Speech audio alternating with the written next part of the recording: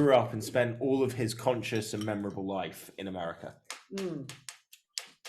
But who would like to remember Africa, you know? Anyway, they also have like a similar like amount of letters in their names. They don't have a similar amount of net number. You're clutching at straws. Let's get into this because we got some good fights to talk about and do picks for. On that note, as we're all leaning back, hello and welcome back to the MMA Split Pick shows for our first pay-per-view event of the year, UFC 270 in Anaheim, California, headlined by one of the biggest heavyweight title fights we've had in a while. In fact, it is the first heavyweight title fight in a very long while. We have not had to wait a year since the last one. So things moving quickly in that division. We've got a technical champion versus champion fight, although I think all real fans know that that interim belt is a little bit of UFC contractual bullshit. We'll be touching on that. We'll be doing picks for all of the card. Looking, of course, at the other title fight on the card as well. The trilogy matchup between Brandon Moreno and Deiveson Figueiredo. Moreno is, of course, now the champion. It is his belt to lose. It is certainly not a classic trilogy in the sense of they are not 1-1. Moreno has one win and one draw against Figueretto. So who knows? Figueretto wins. We might get a fourth fight, which would be very exciting. Some other great names on the card as well. We've got Ilia Topuria making his return after his last very impressive knockout win against the Wizard Ryan Hall. And a few dotted, selected, talented up-and-coming fighters on the prelim card. I am, of course, Matt, and I'm here with... Sylvester. Josh. We changed the order for. We Yeah, broke it's a bit weird. The order I'm going We first. broke the order. Just try to aim for the mic when you're speaking. Okay. If you Regular can. fans are not going to like the new order. Well, they're going to deal with it, and they're going to be all right, because we've got a hell of a card to break down. There is, of course, nowhere else to start but that main event. Francis Ngannou against the undefeated Cyril Gane. It has very much been sold as the power puncher against the technician. I think that's definitely the correct generalization, but obviously Cyril Gane can hit hard. Francis Ngannou is not without his technical merits. We just haven't really seen them in the last 4 years because he knocks everybody out in a couple of minutes. And I mean, what can I say? I'm going to pass this over to you next, Josh. But really, the whole conversation about this fight, there hasn't been that much about the two of them actually fighting. There's been a lot of conversation about it being the last fight on Ngannou's contract and him not signing a contract. All of this kind of drama extends back to the reason that they made the interim title fight in the first place. And I mean, really, this is a man who is betting everything on this one fight. He's got to come good. This has got to work out because Francis Ngannou is backing himself and putting all of his chips and his financial future on his belief that he's going to win on Saturday night. Josh, what are your thoughts on this in general, on the fight, on the contract situation? Well, he said, pay me more. They said no. And they're going to have a real issue if he wins.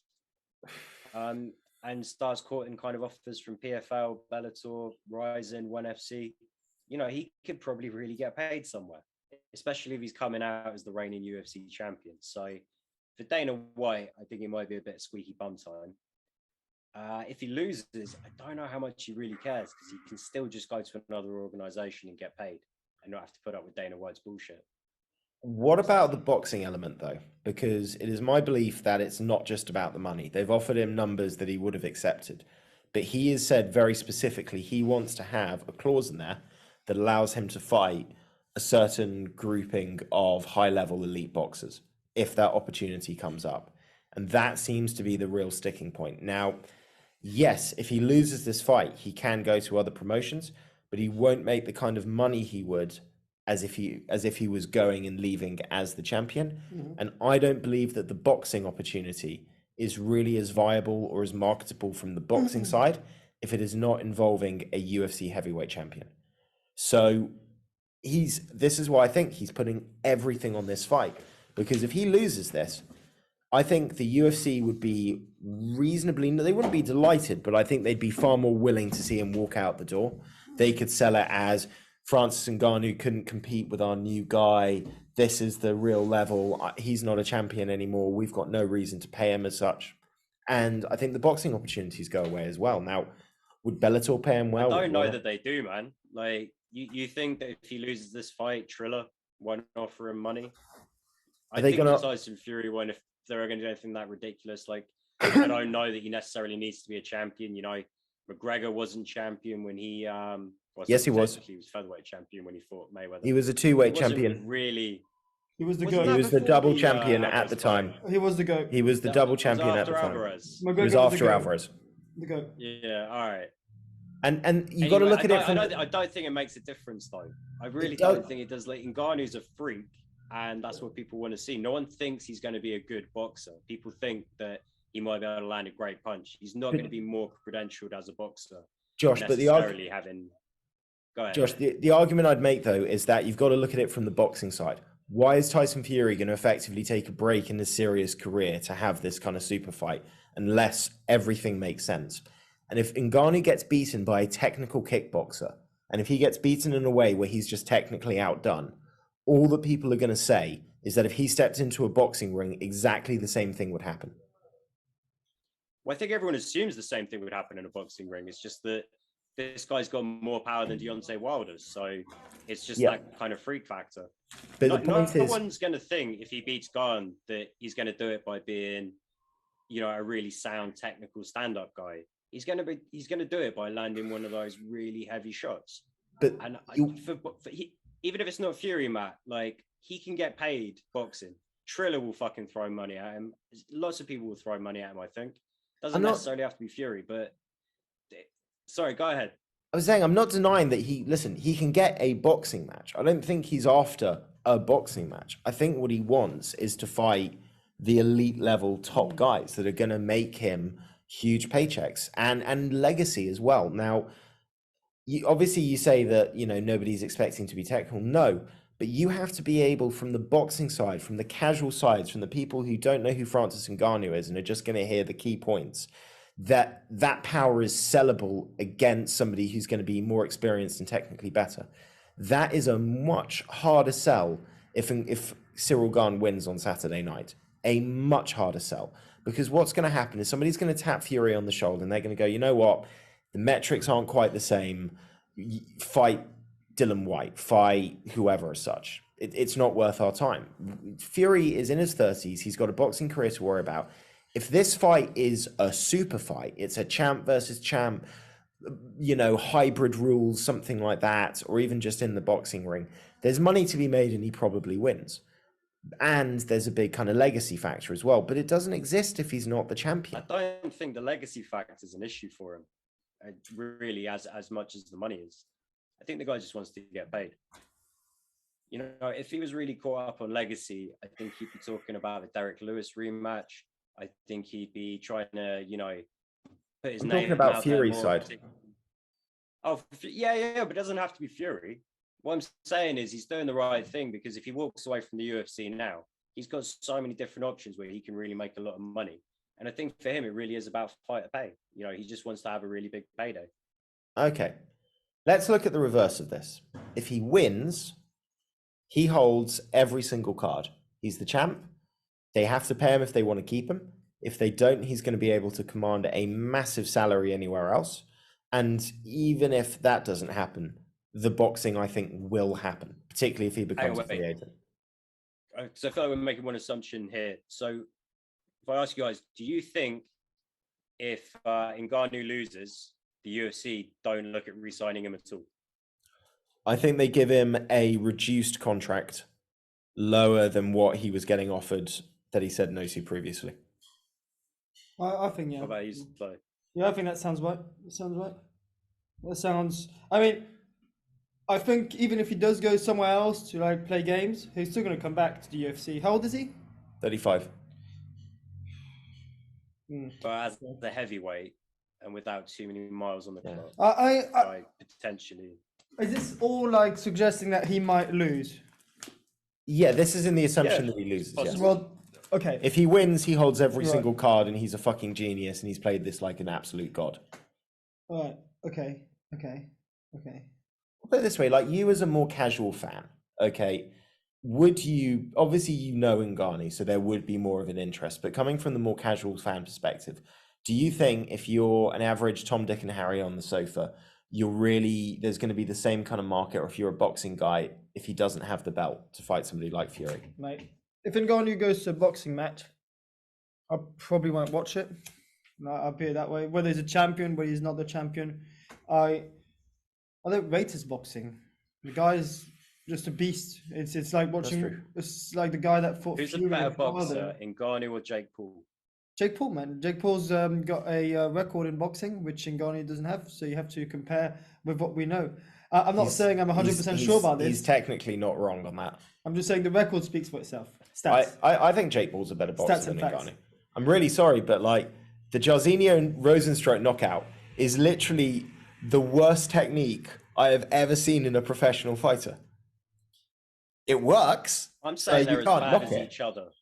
Who's win or lose, this guy, I think this guy understands that he's not being paid his worth versus what he's being asked to do. And win or lose, I think he's going to find a way to get paid a little more. I think if he stays with the UFC, they'll still look to negotiate. I think he'll probably choose not to re-sign if he loses. But I think the guy's played it smart the whole way through. He hasn't, let the UFC bully him too much. They've always kind of been saying, he's kind of been like sour grapes about this, that. Really, ever since he came into the UFC, they hyped him for a few fights, then they shit on him, and now the guy's just trying to get paid. I think he's doing the best thing he could be doing. Win or lose, I don't know either way. I don't think winning necessarily means he stays in the UFC. I don't think losing necessarily means he's cut. And I think that just him being him, and the way I've seen him respond to things, I think the pressure of fighting a teammate is going to be a former, well, not really a former teammate, but like with the rivalry between him and the head coach. I think that's pressure enough. I think this is just added pressure being the last fight, added pressure being, first title defense. I don't know how he's going to hold up mentally, but well, you've touched on my next question, Josh, which is, do you think that, having, or effectively almost having two opponents in the build up to this, where you feel like you're fighting the UFC itself at the same time as you're preparing to fight Cyril Gane, do you think that will affect him? The fact that so much of the questions about this have been on this topic rather than the fight itself. And that's even before we get to things like the sparring footage being released. That was obviously very one-sided with the tension. Some of the ways that I think he said that the UFC have kind of manipulated the situation to make it seem like there's more bad blood between him and Gane than there is. I'll be honest, I think that last one I kind of expect. They're trying to sell the fight. They're going to use whatever gravy that they can. It's not the biggest shock that they'll kind of expand stuff like that. But do you think that that will affect him, Josh? Or do you think he's going to be able to kind of rise above it? Or do you think it matters? Do you think he's just so powerful that if he lands and that's it? Well, no, because we all saw him shit the bed against Derek Lewis. If he does that against Gane, Gane's going to eat him alive. End of. I think playing out his contract and everything's like a good business decision. Probably not a great kind of sports decision in terms of just having the right mindset. It is going to be a lot of pressure for him. I think, to be fair, like him and Gane have both come out and kind of said the same things about the sparring footage, which was very much my kind of feeling when it got released. This is just a small clip. It doesn't really mean anything. I did think it was a bit too much when he did say he accidentally knocked Gane out in training. Like, you don't have to really let that slip. But have you seen the press conference? As far as Gane's camp, I have not seen the press conference yet. No, do they go into it more?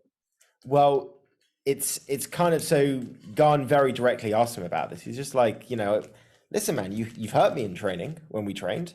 Yeah, no question about it. But you never knocked me out. He's just like, I didn't. You hit to the ground, and then a few hours later, you leave, and you weren't knocked out. And he's just like, are you saying I was knocked down, or are you saying I was knocked out? It's just like, you hit the floor. I think you were knocked down. He's like, I never hit the floor. You hurt me, yeah, but I never hit the floor. So beef. I think the only things that they seem to disagree about is one left high kick and whether or not they were training partners. Because Gane says we weren't really friends, but we were teammates. And Ngannou says we weren't friends and we weren't teammates. Ooh, beef. Which seems to be more of like a technicality thing. Ngannou's like, I only trained with you for a few weeks. We were only at the same gym for a few weeks. We weren't teammates. Ngannou's impression of that is we weren't teammates for long, but we were bloody teammates. Mate, that is the shittest beef you could ever have between. We were teammates. No, we're friends. We were friends, not teammates. I mean, is this a girl fight? What the fuck am I watching? Well, the thing is that Gane's a chilled guy, and he's not really a beef guy, and he hasn't really spoken in any trash. And even Ngannou's frustration, I don't actually think is labelled at Gane. I think he's frustrated because, let's be honest, the moment they did an interim belt, they were really giving a massive fuck you to Ngannou in many ways. And I think that Gane being the one in that position has sort of generated some indirect animosity. It's not his fault. He has said, even when he was fighting for the interim belt, this isn't a belt, it's my ticket to fight for the belt. Just real quick, did they get into because Ngannou came out and said that they only really trained, I think he said like six or eight times. That she did like 6 or 8 sparring sessions over a few weeks. Has Gane said that it was like really any more than that? Because teammates to me does not mean the same as training partner, you know? My understanding is that Gane was still at the gym, but he was kind of doing a back and forth between Vegas and France at the time. And it was during that point that Cyril Gane joined. And it was a period of a few weeks where they were both training there. And obviously, because they're fucking massive, they naturally fell into training partners with each other. But certainly for maybe about a month or a few weeks, they were part of the same team. They were training next to each other. Gane was being helped by Ngannou for a fight that he had in TKO. And so it's semantics at a certain point. I think really more than anything, that's it. And no, because I mean, six sparring sessions is enough to get a taste of someone you have no idea kind of who's better at that point in time. But it's not like they really know each other very well. And I imagine they've probably changed a fair bit since then. Like, I know Ngannou has. I'm assuming Gane's evolved somewhat. Well, I think the realistic and reasonable thing to add as well is that, you know, let's be honest, it's not like Ngannou's style naturally fits to sparring. Yeah. You know, that's a big factor. Is, of course, I would, to be honest, if Gane wasn't getting the better of him in technical sparring, I'd be really concerned about him for this fight. Really concerned. Because that's your wheelhouse. You should be beating him in technical sparring. You know, it's what happens when it's beast mode. What happens when it's not 16-ounce gloves? What happens when he's not touching you, he's trying to kill you? That's what kind of changes the situation. And that's what makes this such a compelling fight. To look at Cyril Gane, the man is like Griffiths. He has done nothing wrong. His whole career in MMA so far is undefeated and perfect. He's been nothing but a gent the whole way through. He's definitely obviously been pushed up quite quickly because they can see the talent. But look at the people he's fought. He's beaten Jairzinho. He's beaten Volkov. He's beaten Derek Lewis. I'd like to come on to this. Right. He beat Volkov. It was actually really close. I had to go back and look at the actual fight stats. He beat him. It was close. It was close. No, the one I'm not. This is the one on. Now, my question is this. Close on numbers. On numbers. My question is this: who would win a fight between Volkov and Miocic? Miocic. Yeah, Miocic. I'd probably back Miocic. Okay. He's got the wrestling threat. He can mix it up. He's got a good chin. He hits hard. Right. That's where my question comes in. Like, I think from this you could kind of judge who would win the fight, because Ngannou beat. I'm gonna get them confused. I always get them confused. So, but you see what I mean. Like, you can explain this after, man. But I do believe that because Ngannou managed to finish Miocic. You're doing the MMA math. Yeah. You know, like, it's just MMA math logic. I'm just trying to find some logic. Ngannou better than Miocic. Miocic better than Volkov. Volkov even fight with Gane. Yeah. But you think maybe a little.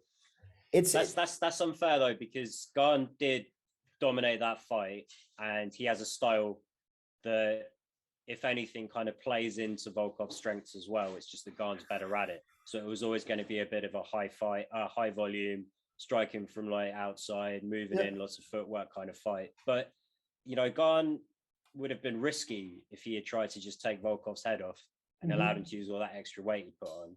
It's kind of like an unfair one. This is why MMA math doesn't really work well. Plus, you know, Ngannou's 1-1.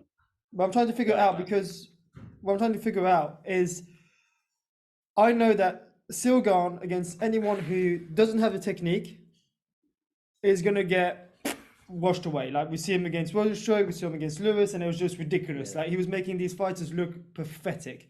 Now, Ngannou on the other side has made skillful people look pathetic. Like he's like completely like, unless they're really skillful, like unless they come out and they use a lot of skill, then you've seen Ngannou kind of like,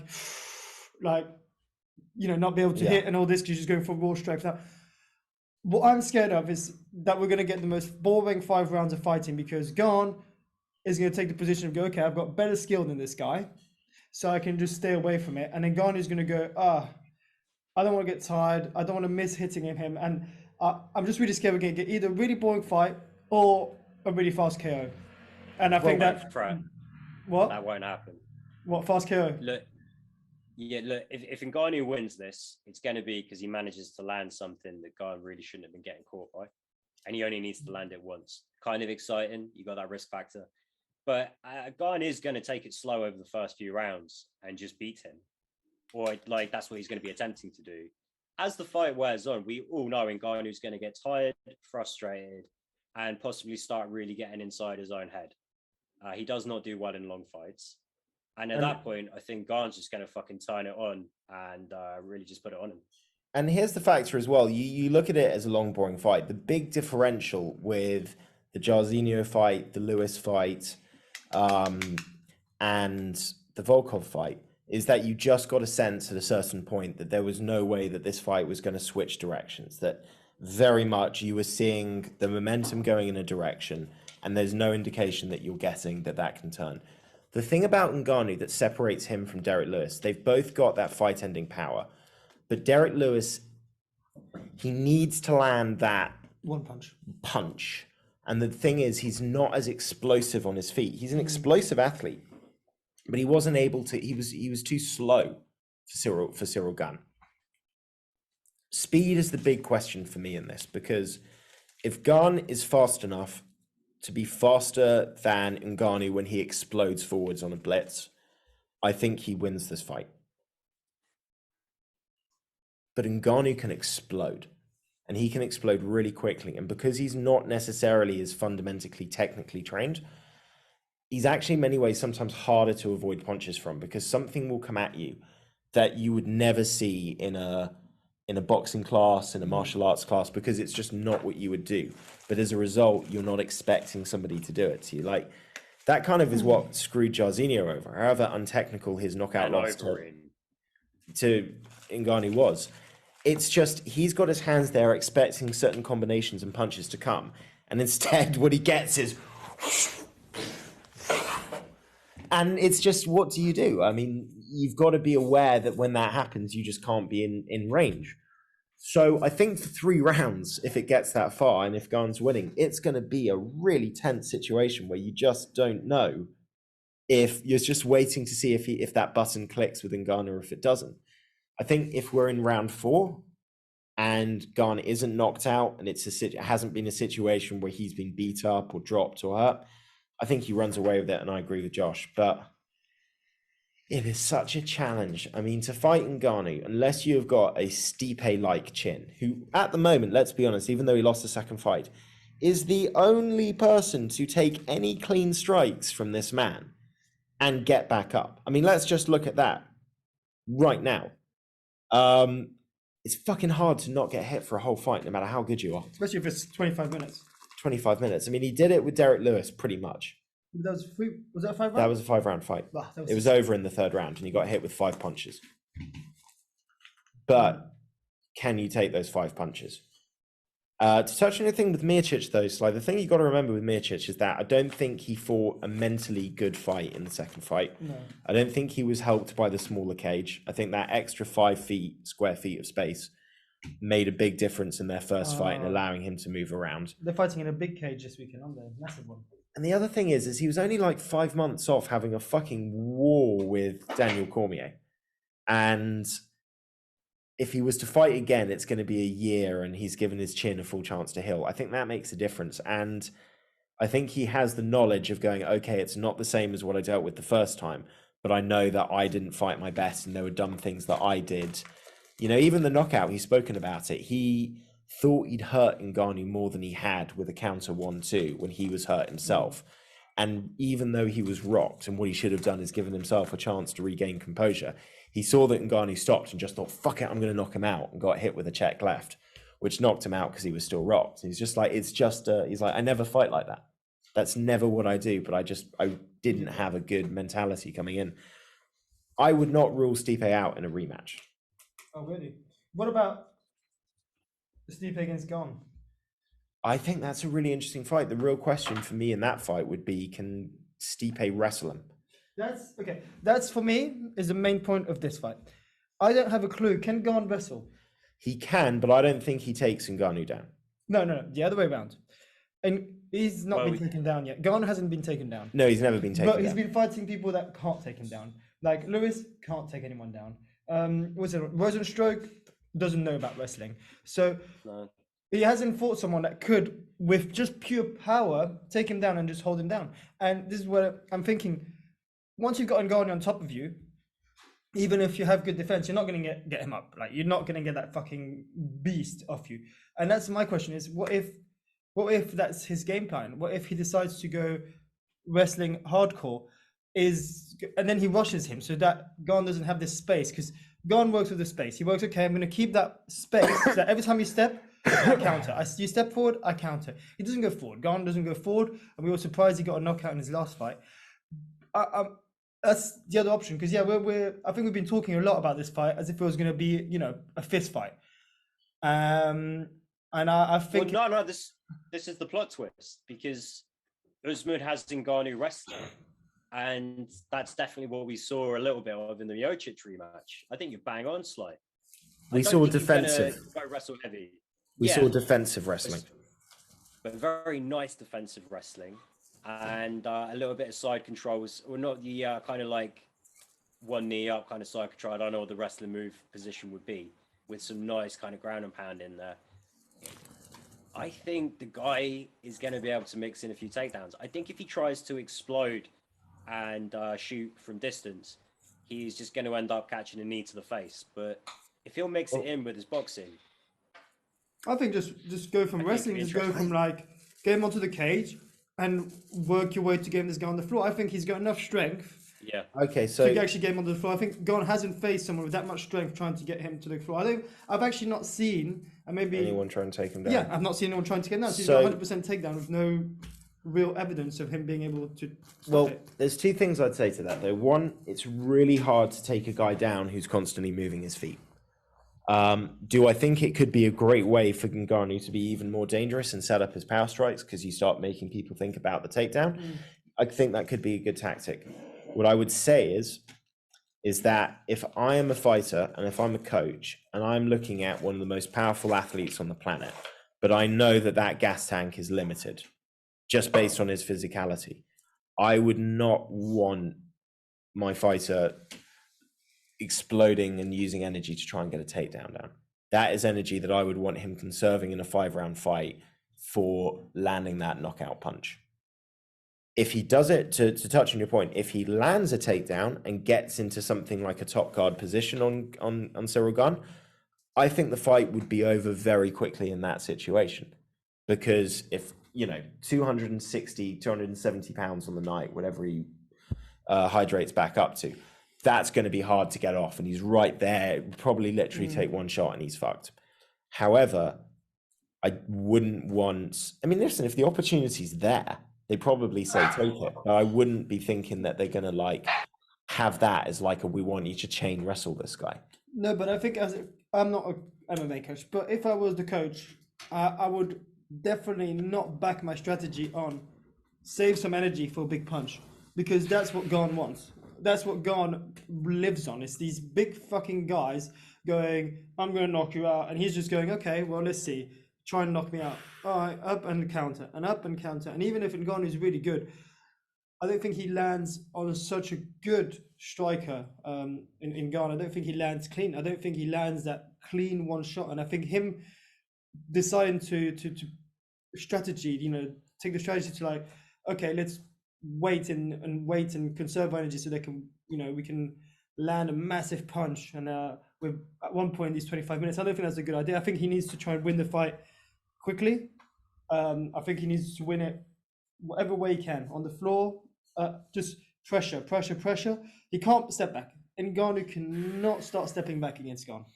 He can't wait for like an opportunity, because then Ngannou is going to start reading it, and we've seen him do this in his fight. And the more he reads, the better he learns about you, and then you just stuck there at a distance, just not going anywhere. I get your point. But in the same way, I think if you look at the mistake that I think Derek Lewis made, is he was so front foot forward that he fell into this trap. A guy like Cyril Gane, he likes to have it's like Adesanya, they like to have the aggressor. Yeah, the They're counter fighters. Well, also they like having someone chasing them, because it means that they move, they can create space. The constant movement makes it less likely for them to get taken down themselves. You're more likely to be taken down as you're moving forward and somebody drops below, as when they're kind of chasing you. So I don't think you just want to be overly aggressive. You want to force, particularly if you're in Ghana, you'll look back that he's explosive and powerful enough that if he forces Gane to come in, that's when he can catch him with something. It's about getting that balance. Eric Nietzsche is an amazing coach, and I think he's probably done some great work with Francis. And they probably work on making him as well-rounded of an athlete as they possibly can. But you still want to utilize your athlete's best skills. Yeah. It's like you see this in football all the time. You get somebody and you start trying to add all these other things. And at one point you just want to go, he's Jamie Vardy. He's fucking rapid and he finishes. What are you talking about? Simplify the situation. Like, you want to obviously have all this build-up play and touch and movement and vision and all the rest. But at the core of it, at the end of the day, you need him to be, using his best weapons effectively. This is a really compelling fight. There's so many reasons why you could think that both guys win relatively easily. There's reasons to think this could be a close fight. I have no idea which way I'm going. I know I'm betting on Ngannou because he's the underdog. And I said to Tom a couple of weeks ago that my bet is going to be whoever's the underdog, because I don't know. I am going to back skill over power. And I'm going to pick, for the show, Cyril Gane to win on a decision. So you picked for the big dog? Well, I'm putting my money on the underdog. For me, it's a coin flip. It really is. I don't know what's going to happen. Ngannou somehow is the betting underdog. So you're betting on Ngannou, but you're on the picks. You're saying that Cyril is going to win. Yeah, because I think it's like 51-49. I'm edging towards Cyril, and I'm backing skill over technique. But from a money perspective, I'm going to just go on the underdog because I really don't know what's going to happen. Yeah, it's an even fight, I guess. Yeah, that makes sense. Better odds. I would have picked Gane no matter what for this pick show, but if Cyril Gane was the underdog, I would have also bet on Cyril Gane. Yeah, well, I'm going to pick Gane as well. When it hurts. Yeah. If it was Usman, I would have picked Usman. Well, I liked what you said about how he has to keep moving forward, because I think if he does let Gane just come onto him, he's just going to be eating single shots. He's got to try and read the low kicks. It's going to be tough, and I think he's going to be whiffing on everything for the first 2 rounds. But I think by round 3, he finds a way to either kind of change levels and start grinding on Gane, or maybe get a knockout. I'm going to go Ngannou by KO. Fair enough. Well, we spent a long time talking about the main event. I think the co-main event deserves almost as much love. Did Josh pick Gane? Josh picked Gane. No, Ngannou. Oh, Ngannou. Oh, in Gane. Ooh, I see what you did there. Gane. Ooh. Right. Well, we spent a lot of time talking about. We spent a lot of time talking about the main event. I think we should give this main event some love. We've got a slightly unorthodox trilogy, in the sense that it's not 1-1. It is 1-1 in the direction of the champion, Brandon Moreno. And just going off fight week, man, this feels a lot like when he won the belt. Brandon Moreno is coming into fight week. He's positive, he's energetic, he's confident, he's happy. He owned and nailed the press conference. And Figueretto looks a little miserable, affected by the weight cut, wearing the shades at the press conference, not looking good. And all the training, you can do all the training you want with Triple C, but is it going to affect what effectively made him so dysfunctional in that second fight, which is if you can't knock the guy out in a minute or in a round, you cut too much weight to be effective in this division. And Brandon Moreno is going nowhere. He is in your face. He is not going away after round one.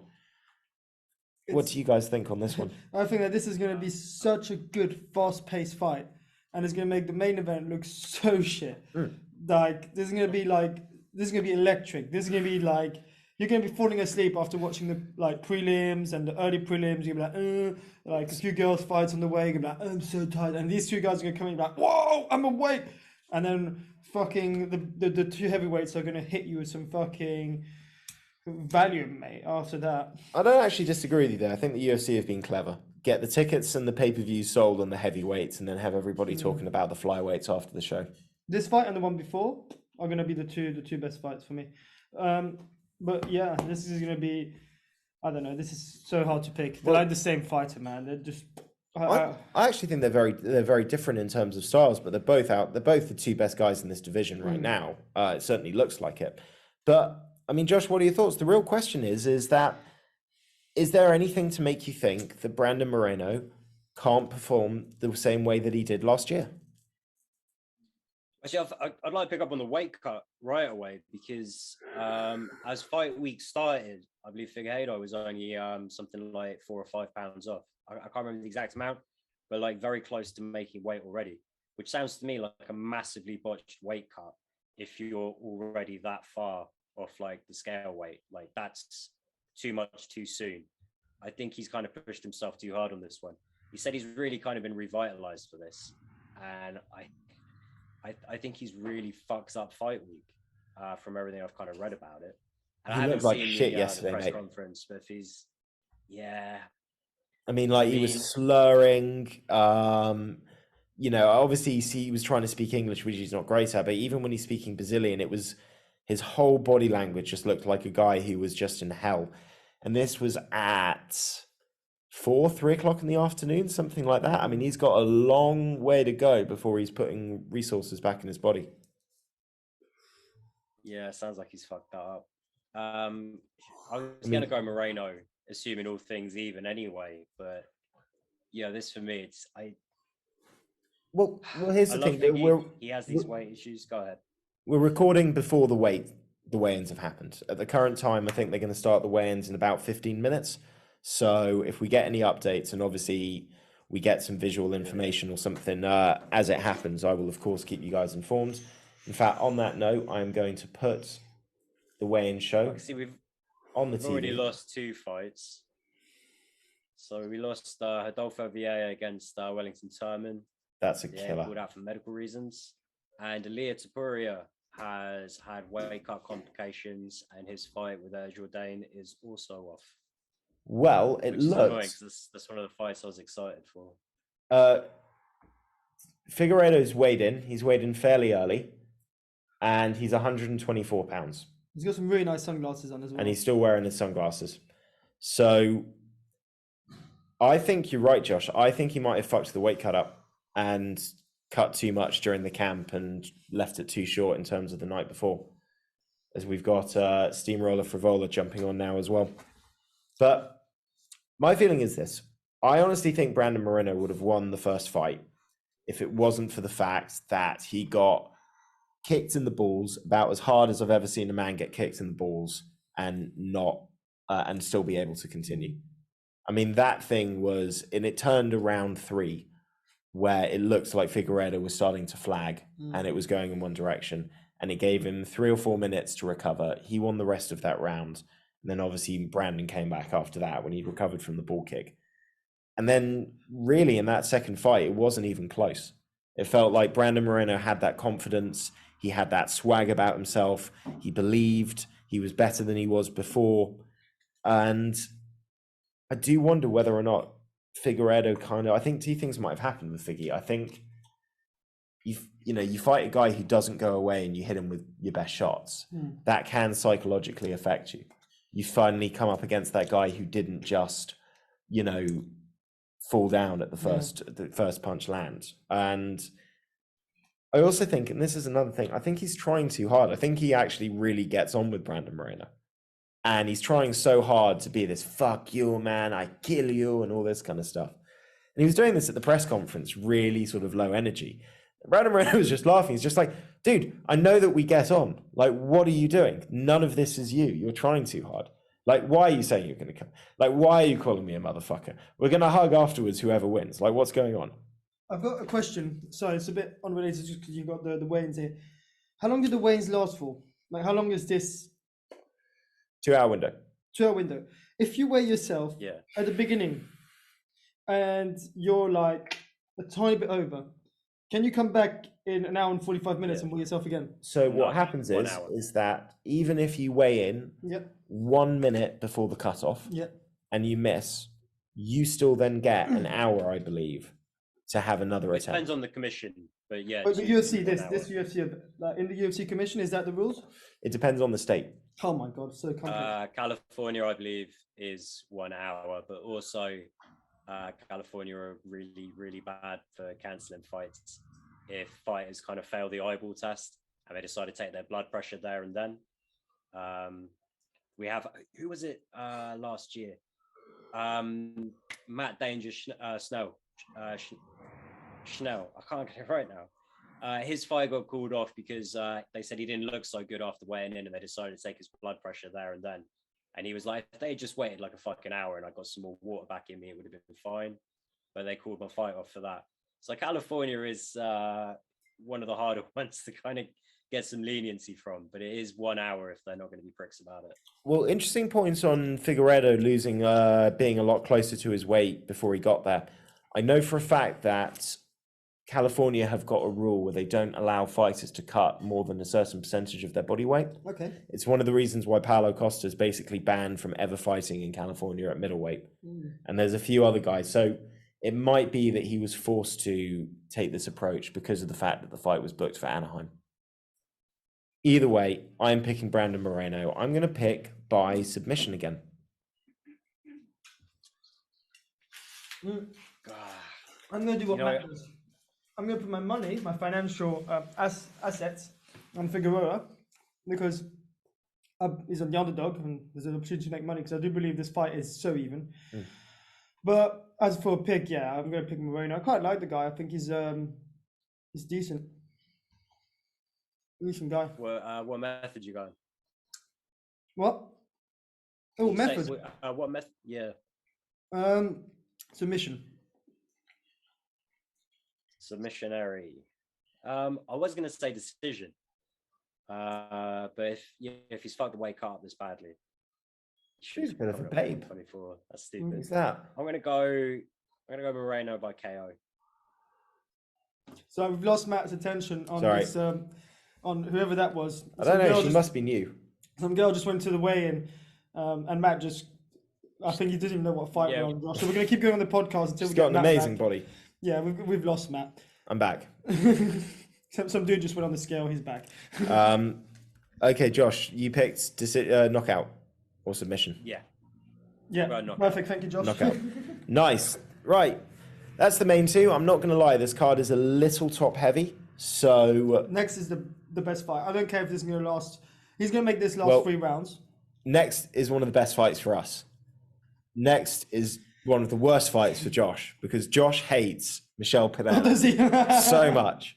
I kind of love this guy who just made weight, by the way, and that guy cuts an insane amount of weight. So I don't know how he got past California, but he was looking. Well, California's things like an advisory thing.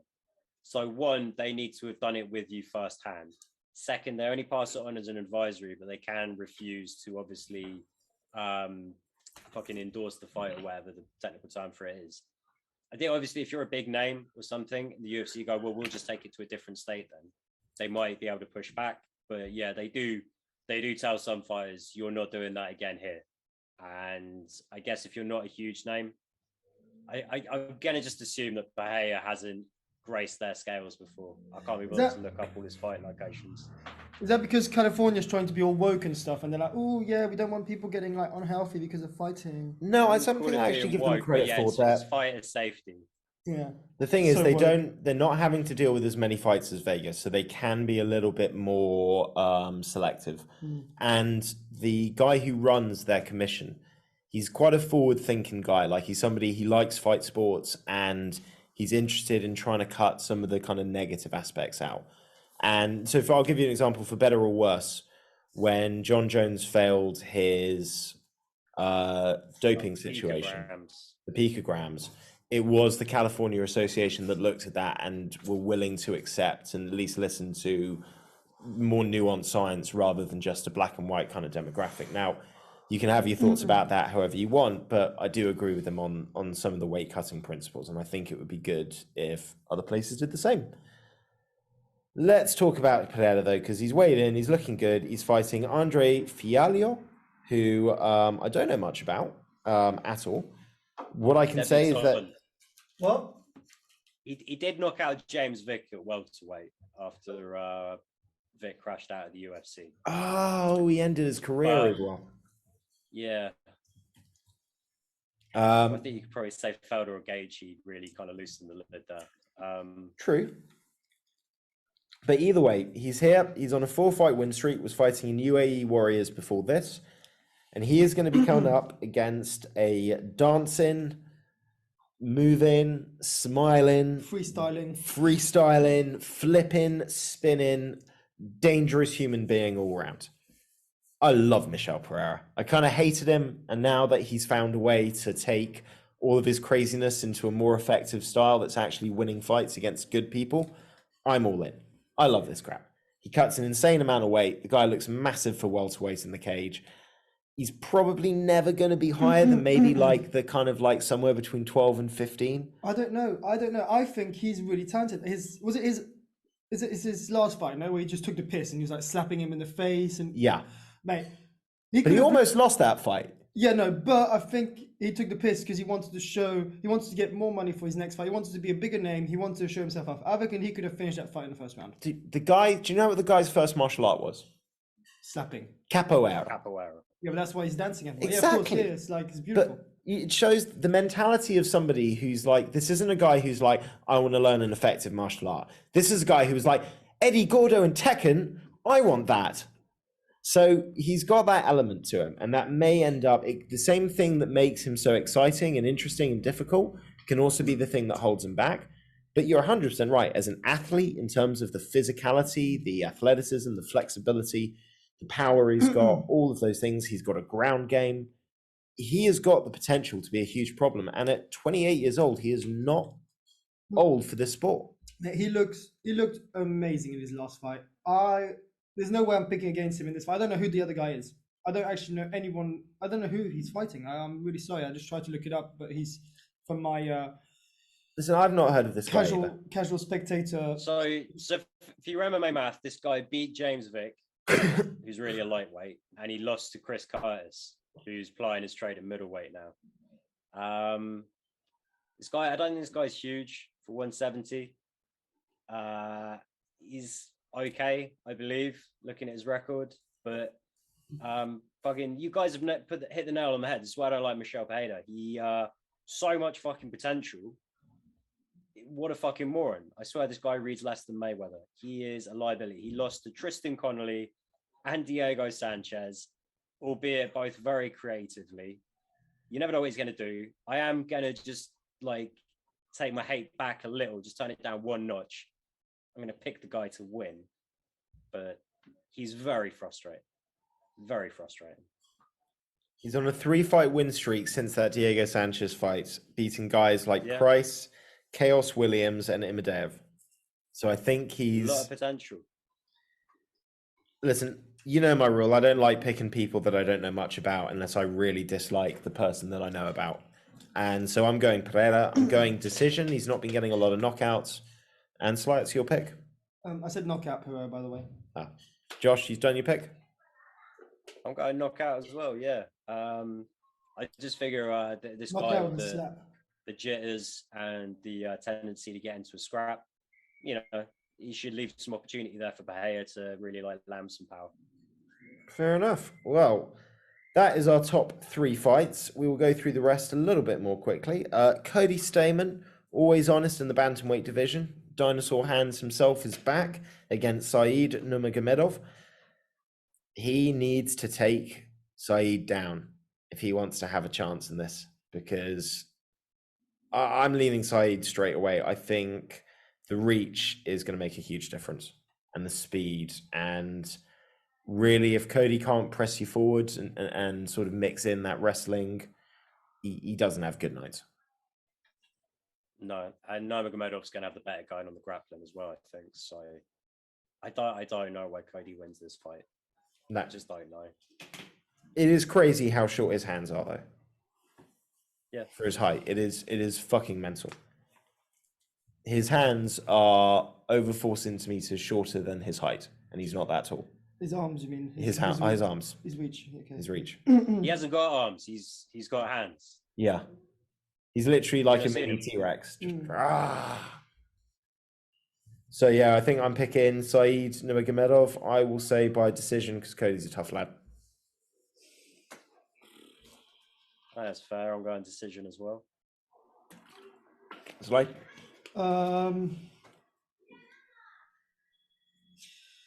Yeah, Nurmagomedov by decision. nice. And Rodolfo Vieira versus Turman is cancelled. We don't know about any replacement fighters or anything, so we won't do a pick for that. Josh, did you say Topuria Charles Jourdain is cancelled? Yeah, Topuria's had a bad weight cut. He's not even weighing in. He's just out. Damn it. In that case, our next fight is Roundy Barcelos taking on Victor Henry.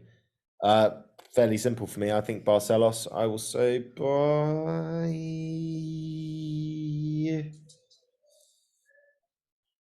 decision. I don't really know who the hairy guy is. Me neither. That's why I'm picking Ronnie. I think it's a debut. I don't think he even did contender series or anything. Winning a couple wins in Ryzen. A lot of Ryzen's no joke. Yeah. He's got a good record, 21-5. He's not a bad fighter. But yeah, Barcelos has got a better record. Man, I think it's got to be Barcelos. How about method? Striker grappler. Oof. Could get a bit ugly. I'll go decision. Slow, your pick. Barcelos by KO. Okay, we're all playing it safe there. Which takes us to a hard one to pick for me. Trevin Giles taking on Michael Morales. This is hard because I like Trevin Giles. I think he's a good fighter. I'm happy to see him at welterweights. I think that's going to be a good weight class for him. But welcoming into welterweight is debutant who is undefeated, Michael Morales. I don't know a lot about him, but at 22 years old with a 12-0 record. It's kind of scary, man. And it's prelims, pay-per-view card, debutant. I have a feeling the UFC are really hyped on this guy. And they're putting him against Trevin Giles to kind of see what he's made of. So I'm going to break my rule and I'm going to pick Michael Morales by KO. Oh, yeah, for sure.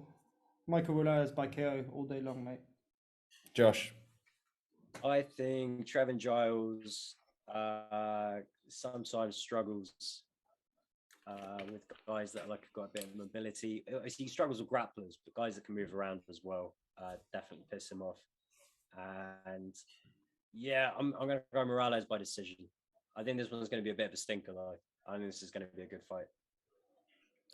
After that, we've got Jack Della Maddalena, taking on Pete Rodriguez. Now, Maddalena's coming in with some hype. He's making his debut as well, but I've heard a lot of people talking about him and his contender series fight. So this guy's someone to watch out for. Pete Rodriguez, I don't know a lot about. 4-0 record. Replacement for Wally Alves. Wally Alves would have been a much more interesting fight, and the very fact that that's where they think this kid's level is. I got a feeling Pete Rodriguez is getting steamrolled. I'm going to say knockout. Decision. But yeah, I'm buying into the hype, Morales. Um, Sorry, Madalena. Della Maddalena. yeah, I think you guys don't know anything about hype. Pete Rodriguez is going to win this by KO. Okay, going for the upset. Interesting choice.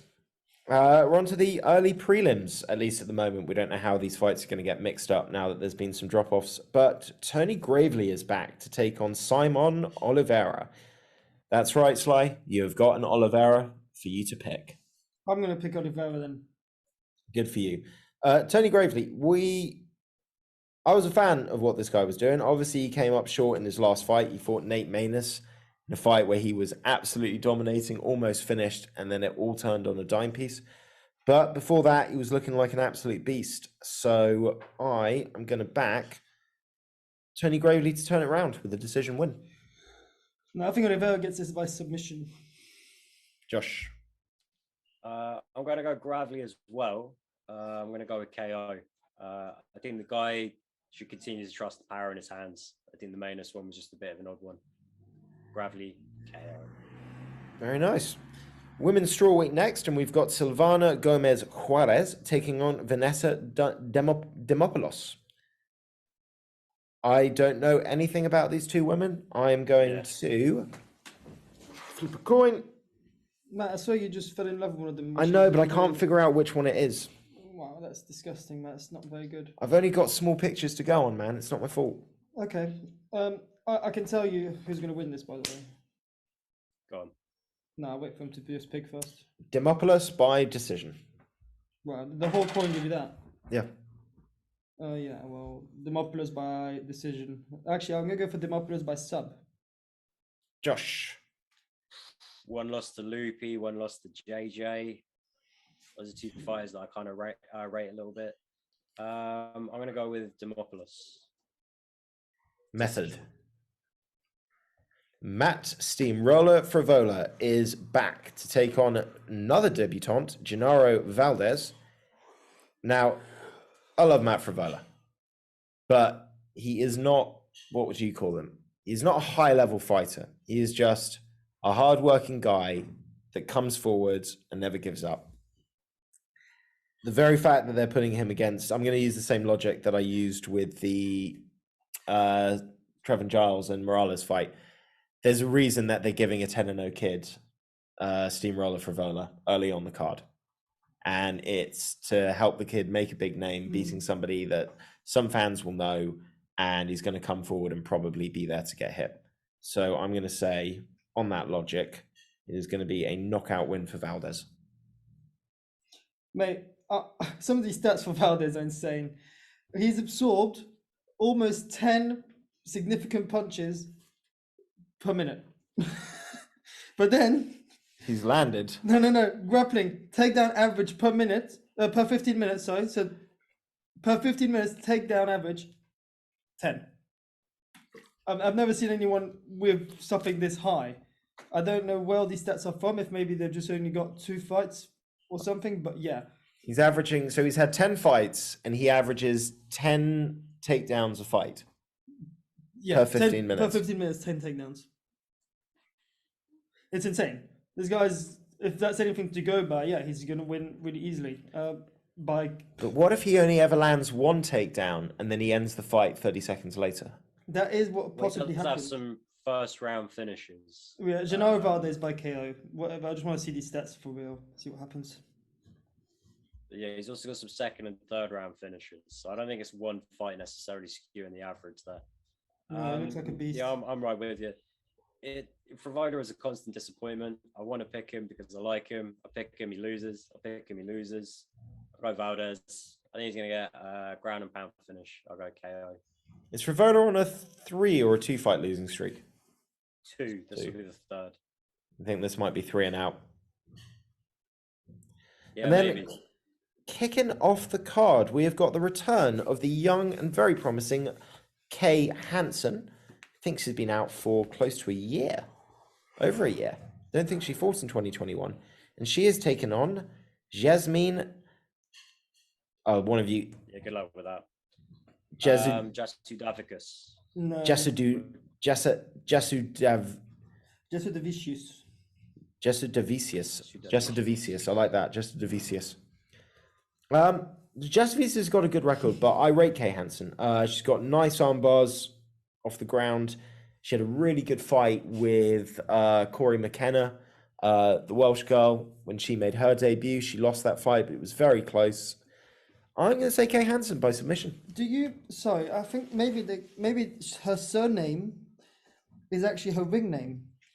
Is it Jasmine Jazu the Vicious? The Vicious.